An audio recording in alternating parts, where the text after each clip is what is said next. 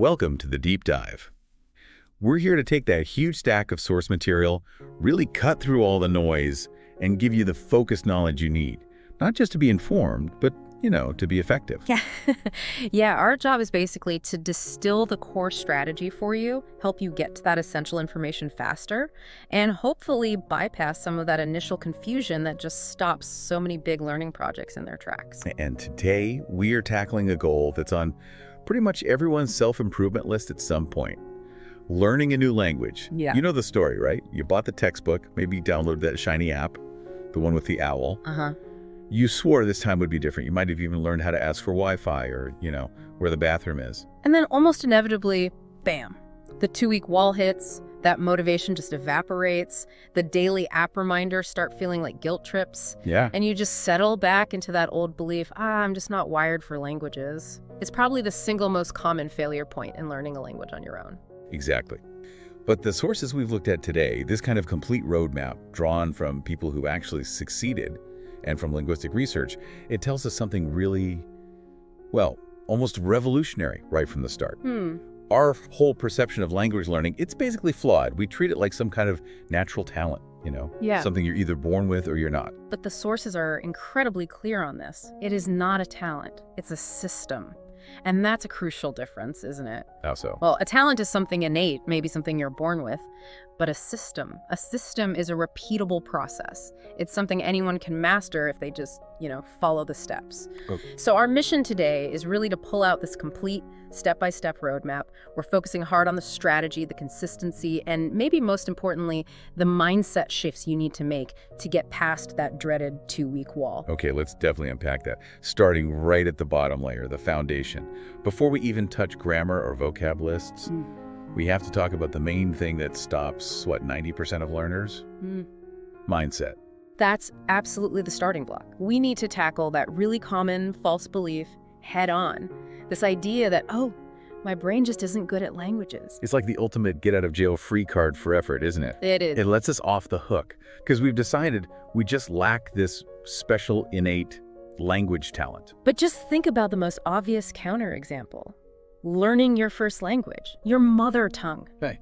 Every single person listening right now managed to get to C1 or C2 fluency, native fluency, without a single grammar class, without studying verb tables, without memorizing lists of words. Yeah, as a toddler, you weren't exactly drilling the past subjunctive in your playpen, were you? Exactly. You got fluent purely through, massive exposure, copying sounds, listening constantly, and just repeating things over months and years. So the mechanism isn't some special intelligence or talent. It's just sustained exposure and consistency. Period. Okay, so if literally everyone is capable of doing this because we've all done it once, what's the real block? What's the psychological barrier that makes us adults fizzle out after that first burst of enthusiasm? The sources point very strongly to one thing layered with another. It's fear. And that fear gets amplified by perfectionism. Perfectionism. Yeah, adults, unlike babies, we have this fully formed ego. Right? We're terrified of sounding silly. We worry about being judged. We hate making mistakes. And we hold ourselves to this completely impossible standard like we should sound like a perfectly educated native speaker from day one. We want to sing opera when we haven't even learned Twinkle, Twinkle, Little Star yet. Okay, this is where the source material gets really practical, though, because it offers an immediate, really powerful way to tackle that psychological barrier. You have to actively, consciously adopt a new way of thinking about mistakes. Yes. Mistakes aren't just okay. They're not failures at all. They are essential proof that you're actually learning. They're the feedback your brain needs to fix things for next time. Think about it like a guided missile, maybe. A guided missile is technically off course almost all the time, like 99% of the time. It's constantly getting data, adjusting, correcting its path. Okay. Your mistakes. That's the incoming data for your brain. If you wait until you feel ready or perfect before you even try to speak, you're basically starving your learning system of the feedback it absolutely needs to make progress. So adopting that fearless mindset, really internalizing that mistakes are just the sound of learning happening. That's the absolute first and most critical step in this whole roadmap. Oh, definitely. If you don't get over that fear of making errors, it doesn't matter how great your strategy is, you just won't stick with it. Right. And that leads us perfectly into section 1, strategic input. Okay, so we've set the emotional foundation, that fearless mindset. Now we need to make sure the input you're getting is optimized. Okay. And the first point here is a bit counterintuitive for a lot of us who are, really eager to start talking right away. Train your ears before your mouth.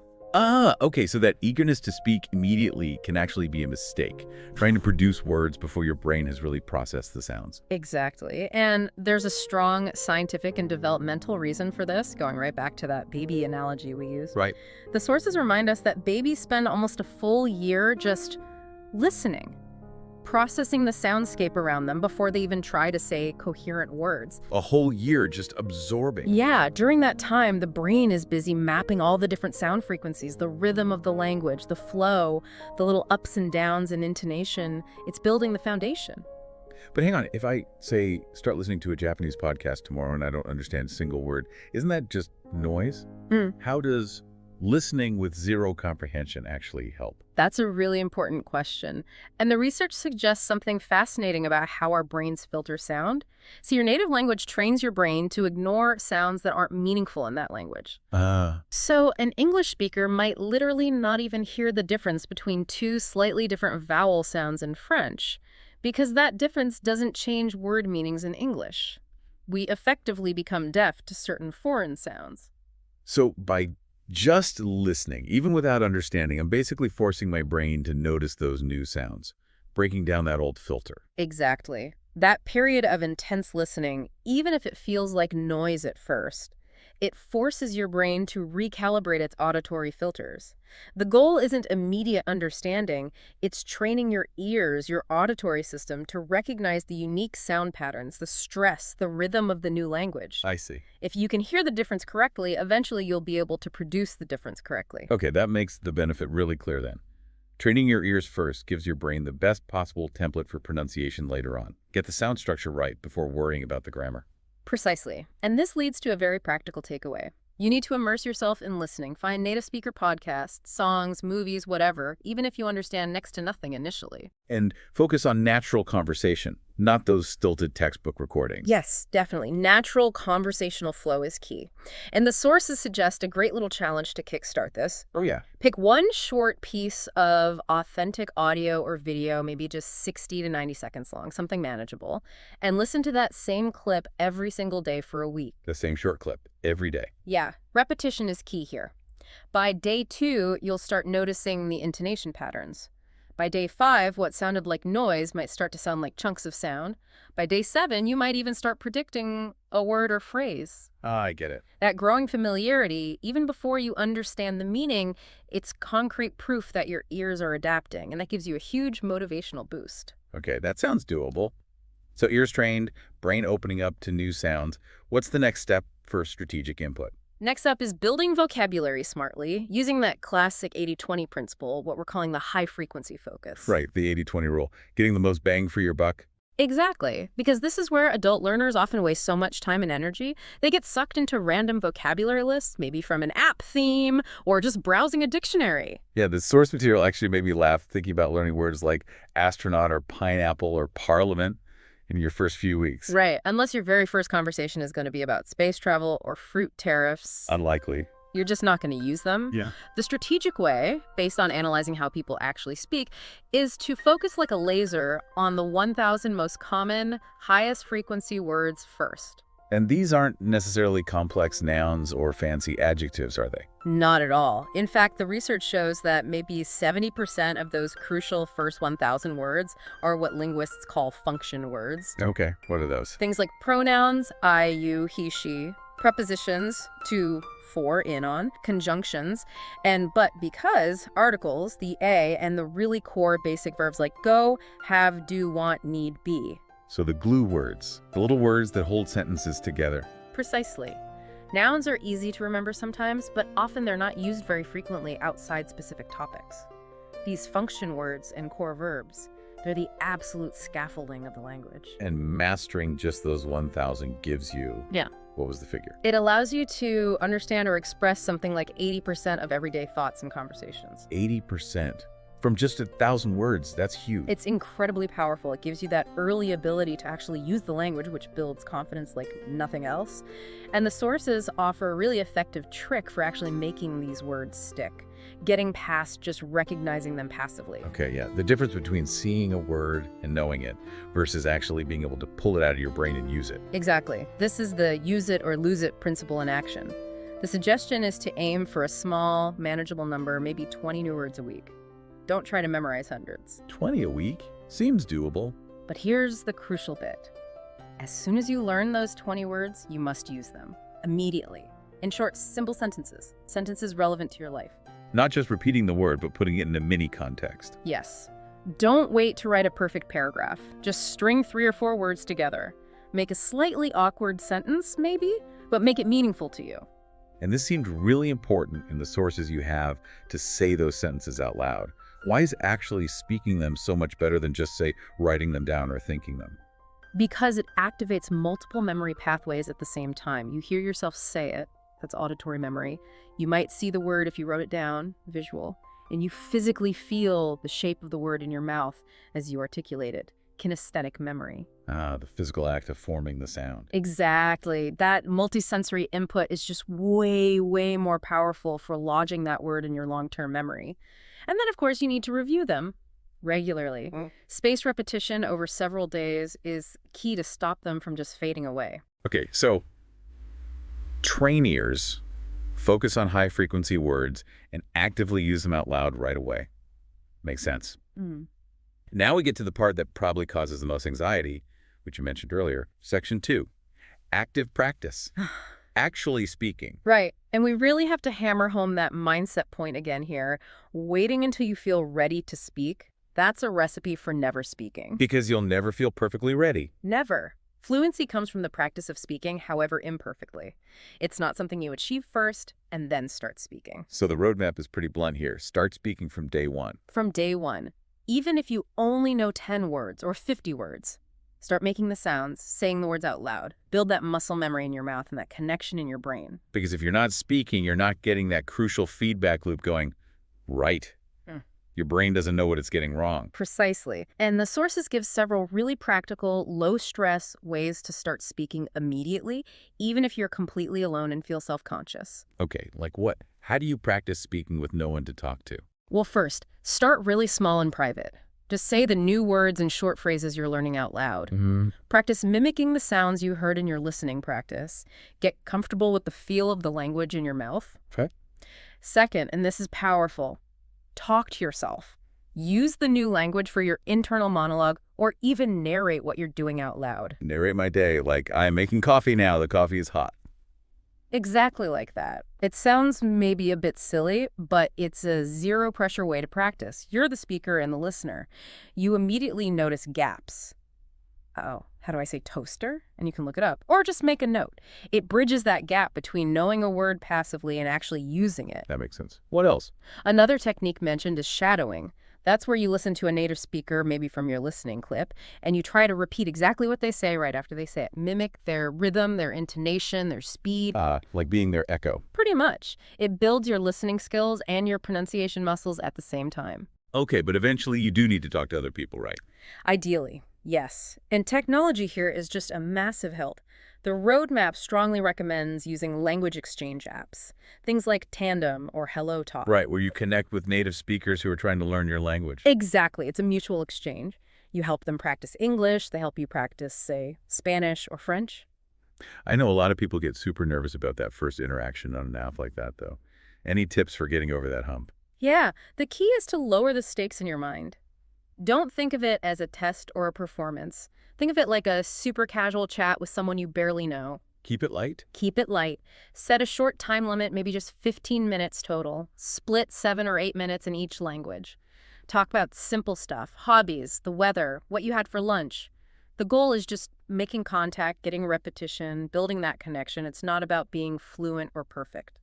Connection over perfection. I like that. And for people who need that hard evidence that they're actually getting better. Ah, yes. The sources suggest a really cool technique for tracking your progress objectively. Record yourself speaking. Record my own voice. I know, nobody likes hearing their own voice. But do this. Record yourself reading a short, standard paragraph, maybe, or just saying your list of 20 target words for the week. Do it on day 1. Okay. Then put that recording away, forget about it for a month, keep up your daily practice. Then, after a month, record yourself reading the exact same text again. And then you compare the 2 recordings. Exactly. And when you listen back, you will hear the difference. Your pronunciation will be clearer, your flow will be better, you'll sound more confident. It's undeniable proof that you've improved. That's actually really motivating, seeing or hearing the results. It really is. And it reinforces that core goal. It's about communication, about connecting, not about achieving some mythical native level perfection. Okay, connection over perfection. Got it. That really helps lower the pressure. But speaking practice is only one part of this active phase, right? The other big strategy was creating domestic immersion. Yes. This directly tackles that common myth that you have to travel, you have to move to another country to get fluent fast. Right, I'd learn French if I could just live in Paris for a year. Exactly. But immersion isn't really about your GPS coordinates. It's about how deeply you engage with the language in your daily life. And you can absolutely create an immersive environment right where you live. Even if, say, you live with family or roommates who only speak English.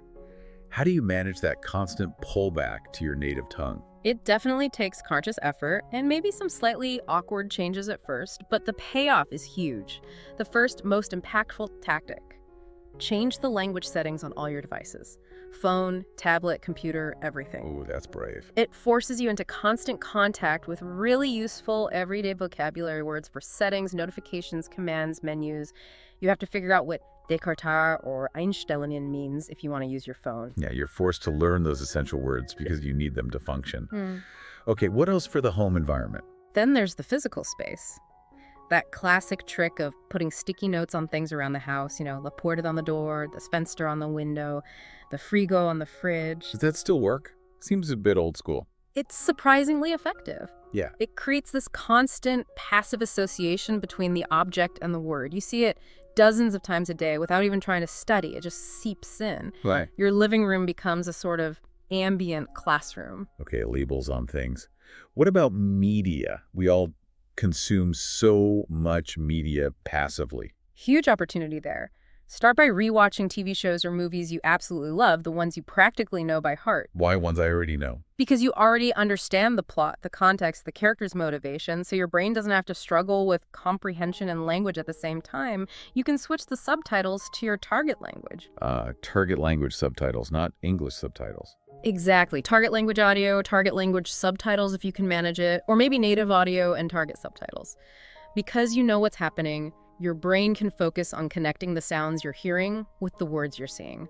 It's fantastic for building vocabulary and understanding sentence structure and context. Okay, using familiar shows with target language subtitles. What about music? Music is brilliant because of the emotional connection. Find artists you like in your target language, really listen to the songs, then make a point of looking up the lyrics and trying to understand them, maybe translate them. Right. The rhythm and the emotion of the music act like super glue for memory.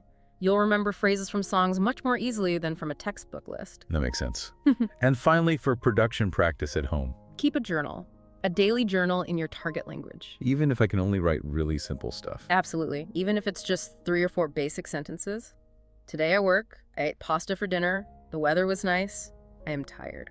The act of producing language, even simple language, regularly, is vital. It forces you to retrieve vocabulary and stitch sentences together. It cements those basic structures way faster than just doing grammar drills. So the whole point of all this changing phone settings, labeling stuff, watching shows, journaling, the underlying mechanism is what? It's about surrounding yourself so completely with the language that your brain starts to move beyond constant translation from English. You force it to start thinking in the new language, even just a little bit at first. Thinking in the language, that's the goal. That's the tipping point. When it stops feeling like a subject you study and starts becoming just part of your environment, part of your routine. A lifestyle, not just a task. Okay, that makes perfect sense. Which leads us nicely into the final section, section 3, the engine of progress. We've got the mindset, the input strategy, the practice methods, but what keeps it all going long enough to actually work? Right, we need the fuel for the engine. And the absolute golden rule here, the core principle of habit formation that applies perfectly to language learning is consistency beats intensity. every time. This feels like the real killer for most learners, especially those New Year's resolution types. They go all in, maybe try to study for 3 or 4 hours on a Saturday. Yeah, heroic effort. And then nothing for the next 5 or 6 days. They burn out super fast because it's just exhausting, and they don't see results quickly enough from those big infrequent bursts. And the way our brains learn language is completely against that binge and purge approach. Language isn't built by cramming. It's built slowly through strengthening connections in your brain, and that requires repetition. Like building muscle. Exactly. Small daily exposure keeps the new information active, keeps those pathways firing, helps it move into long-term memory. If you let several days go by without any contact, you end up spending the first chunk of your next study session just trying to remember what you forgot. It's like taking 2 steps forward, 1.5 steps back. Pretty much. The sources use that great gym analogy. You don't get fit by doing one absolutely massive killer workout once a week. No, you just injure yourself and hate it. Right. Transformation comes from showing up consistently, doing something regularly, even if it's just for a short time each day. So 15 minutes every single day is genuinely better than, say, 2 hours just on a Saturday. Massively better. That daily touch point signals to your brain, hey, this language stuff is important, keep it handy, it builds momentum. The goal isn't to be a hero once a week. It's just to make some progress, non-zero progress, every single day. Okay, so if consistency is king, how do we actually do that? Life gets busy, things come up. How do you make sure you hit that minimum daily dose? The trick is to make the habit incredibly small and easy to start. And ideally, link it to something you already do every day. Habit stacking. Okay, explain habit stacking. It's like, after I brush my teeth, I will review my flashcards for 5 minutes. Or, while the kettle is boiling for my morning tea, I will listen to one short news segment in my target language. So you're attaching the new small language habit onto an existing automatic habit. Exactly. You remove the decision-making friction. The goal is to make the daily language task so small, so achievable, that skipping it feels almost harder than doing it. 10 minutes of listening is infinitely better than 0 minutes. 5 minutes of review is infinitely better than none. Build the consistency muscle with tiny reps. You got it. That ensures you stick with it long enough to see real results, prevents burnout, and lets your brain do its magic with pattern recognition over time. Okay, consistency gives us the discipline. But learning shouldn't just be discipline, right? It needs to be, well, not miserable. Right. Which brings us to the next point. Learning like a child. Yes, we look at kids learning languages and they're just phenomenal at it. Why?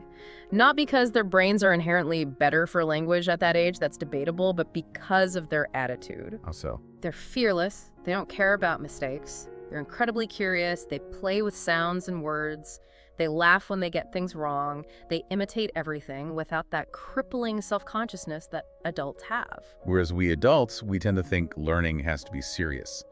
If it's not hard work, if it's not rigorous and maybe even a little painful, it can't possibly be effective. Exactly. But that seriousness, that pressure, it actually hinders learning. It raises what linguists call the affective filter, basically. Stress and anxiety block the brain's ability to absorb information easily. So being less serious helps you learn better. Absolutely. Curiosity and playfulness are like secret weapons. When you're having fun, your brain is more relaxed, more engaged, it makes positive associations with the language, and the barrier to learning just drops. So practically, how do we inject that play into adult language learning? It means deliberately choosing activities that feel less like study and more like fun. So instead of spending an hour drilling irregular verbs, maybe watch some cartoons or kids shows in your target language. Cartoons? Seriously? Seriously. The language is usually simpler, clearer, highly contextual, and often repetitive. It's fantastic input. Or play simple mobile games that are in the target language. Okay. Sing along badly to those songs you found. Try to figure out simple jokes or memes online. Anything that lowers the pressure and makes you smile while you're engaging with the language, it lets your brain absorb things more naturally like it did when you were a kid. Shifting from feeling like it's homework to feeling like it's playtime, that sounds much more sustainable. It really is. And that leads us to the final and perhaps the deepest part of this roadmap, forging a real deep emotional connection with the language. Because this whole process ultimately isn't just about ordering coffee or asking for directions, is it? Not at all. It's about transformation. Learning a new language isn't just like adding another tool to your toolbox. It fundamentally opens up new ways of feeling, new ways of seeing the world. It literally alters your perception. How does it do that? How does learning, say, French, change how you see the world? beyond just being able to speak French. Well, the language you speak really does shape how you perceive things, how you categorize reality, even how you understand concepts like time or express emotions. The structure of the language itself nudges you towards certain ways of thinking. Okay, that sounds pretty abstract. Can you give a concrete example from the sources? Sure. Think about formality in languages like Spanish or French. The difference between tu and usted in Spanish or tu and vous in French, English just has you. Right. But in Spanish or French, every single time you talk to someone, you are forced to make an immediate conscious choice about your relationship with them. Their age, their status, the context, the level of respect or intimacy. You can't avoid making that social calculation. You can't. It's baked into the grammar. So when you're speaking French, you are constantly navigating and signaling these nuances of elegance or distance or closeness. It becomes part of how you interact. Okay, I see. Or take the two verbs for to be in Spanish. Ser and estar. Ser is for more permanent qualities, estar for temporary states. So are you saying I am a happy person, soy feliz using ser, or I am happy right now, estoy feliz using estar? The language forces you to decide if happiness is a trait or a state in that moment. Exactly. It constantly makes you evaluate permanence versus temporary condition. Or in Japanese, the complex system of honorifics forces you to be acutely aware of social hierarchy and harmony in every single interaction. Learning the language means learning to feel those distinctions. It's not just learning words, it's learning a whole new way of relating to people and concepts. Precisely. And that deep engagement, that immersion in a different worldview is what makes the learning truly powerful and lasting. It connects the language to your emotions, to your identity. That's the ultimate motivator then, isn't it? It stops being a chore you have to do and becomes part of who you are. You're not just learning Spanish, you're adopting aspects of a Spanish-speaking identity. That's the core of it. We started this deep dive talking about the fear and the failure points, the things that make adults quit, and we're ending with the joy, the connection, and the identity shift that actually keeps people going way beyond that initial 2 weeks. Wow, that's quite a journey. Okay, let's pull it all together. A quick, rapid recap for everyone listening. This is your 8-point roadmap to fluency. Ready? Let's do it. Number 1, fix your mindset. Mistakes are feedback, not failure. Embrace imperfection. Be fearless. 2, train your ears first. Listen a lot, even with zero comprehension, to tune your brain into the sounds. 3, smart vocabulary. Focus on the top 1,000 high-frequency words first, the function words, the core verbs using that 80-20 rule. 4, speak from day one. Okay. Even if it's just talking to yourself or shadowing, aim for connection, not perfection. 5, create domestic immersion. Change device languages, label your stuff, use target language subtitles, listen to music, make it unavoidable. 6, radical consistency is key.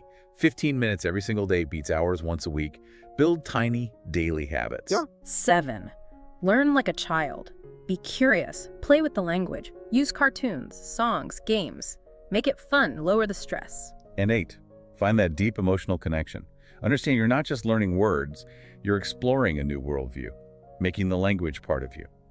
So the big message, absolutely backed by the research we looked at, is clear. Learning a language isn't some mystical talent you're born with. It's a system.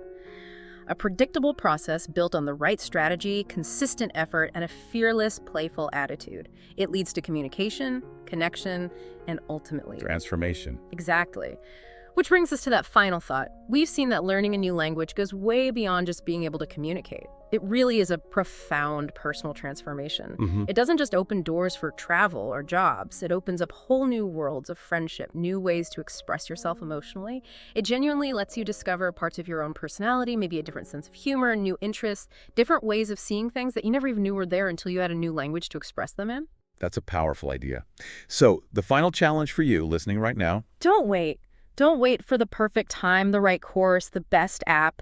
Start ridiculously small today. Take one single word or one short phrase or one tiny sentence in the language you want to learn. Say it out loud. Use it. And just notice. Notice like a tiny little shift in your perspective that taking that one small active step creates. that's the first step on the path, not just to fluency, but maybe to a slightly different you. That's the journey. Start today.